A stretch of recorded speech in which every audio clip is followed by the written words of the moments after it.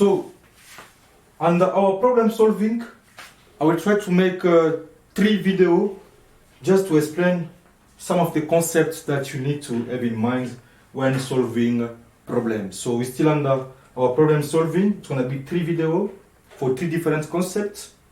For the first one, as you can see, they say a child swing a yo-yo of a weight mg in a horizontal circle. Already the information here is what? We are in a vertical circular motion, okay? So that the cords make an angle. We have an angle at which she was making the circular motion with a vertical, okay? Find the centripetal acceleration of the yo-yo, okay? So the first thing that you are going to observe is that with this angle here, okay? Here we have our tension, okay? With the tension now, what happened now is that we're going to have another tension here, which is the tension in, let's look here, the angle is here. So if you make your right angle triangle here, can you see what happened? So the tension in x is going to be what? Cos of theta, which is going to be equal to what? mg. Okay? That's the first information we picked there. And again, we're going to come and look for the tension on this point, on the centripetal. Okay? Because remember, on the centripetal, now if you come here, you project this here, and then you put your horizontal there, okay? And then what you're going to observe is that you're going to have this angle of 30, okay? This angle of 30 will be the same angle there, okay? So that now you are trying to project this tension in x-axis. Let's just not even remove there, because here we bring it far. So the tension now in, this is the tension in y. Now we're going to have a look on the tension in x. The tension in x will be given by what? Tension sine of theta. But remember here we have what? A centripetal force equal to the centripetal force. And then our centripetal force is given by what? Mass velocity squared over r. Okay? And then the first thing here, remember the tension is still the same. In y and the x, the tension will be the same. So we're going to determine our tension here will be given by what? By mass velocity over r sine 30. And then we come here. The tension here will be given by what?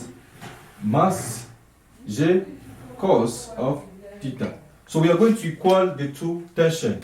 If we equal the two tension, we're going to have mass velocity squared over r sine 30, which will be equal to the mass j over cos of 30. So the unknown that we are looking for is the centripetal force, okay? The centripetal acceleration, okay? Let's go there. And then we cancel that and that, we cancel each other, okay? And therefore we're going to have what? V squared over r will be given by what? Sine 30 divided by cos 30, okay? And then you remain with a acceleration, how do you call it? The gravitational acceleration, okay? But here, what is it?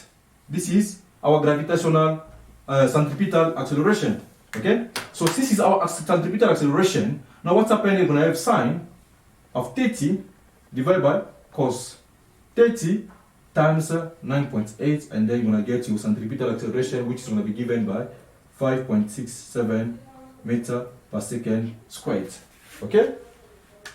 So it's all about you bring your tension in y, your tension in x, then you equal the two tension. But remember, in x, the tension will be equal to the centripetal force.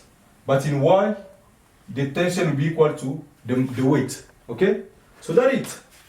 So we're going to have a look as well on question 8, because the concept is the same as question 2. Question 8, what does it say?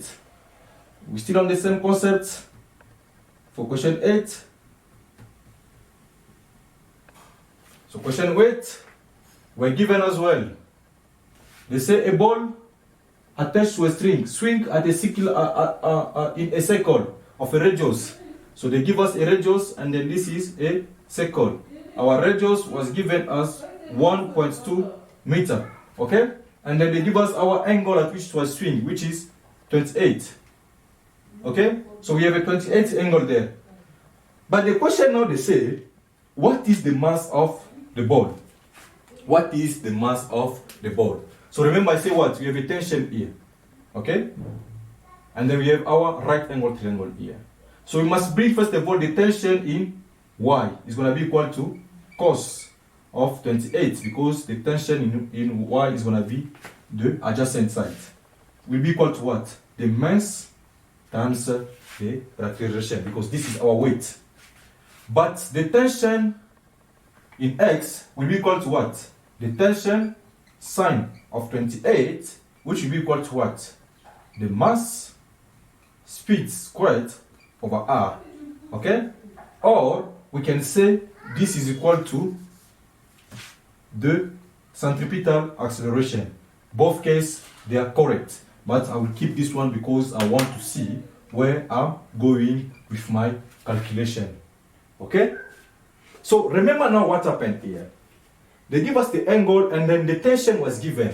So we have developed the tension. The tension is given as 1.8 Newton.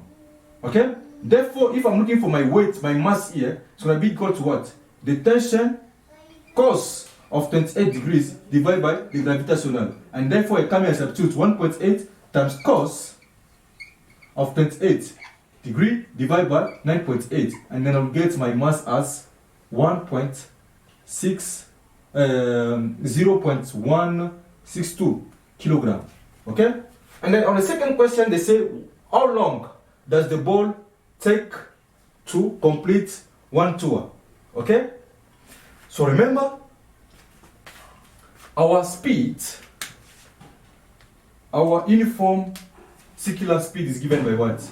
By 2 pi, the radius divided by the tension. Okay? So what I'm looking is the time. But I can say I have another unknown. What is the unknown I have? I have the speed as the unknown. But if I come into this problem, the tension I know it in this equation. It's 1.8 times sine of 28. The mass, I got it there. It's going to be 0.162 times. The unknown is the speed. The radius is given as 1.2. So if I apply my mathematics, I can get my speed. My speed is going to be 2.5 meters per second. Okay? After getting the value of my speed, now I can come in this equation and substitute, which is 2.5, and then the radius is 1.2, and then the tension will be, the periods will come the unknown. So if the tension is the unknown, I will get the time. The time is going to be 3.01 seconds. So that's it. That you need to know. Every time they give you this equation, they give you this kind of problem, you know already how to approach it.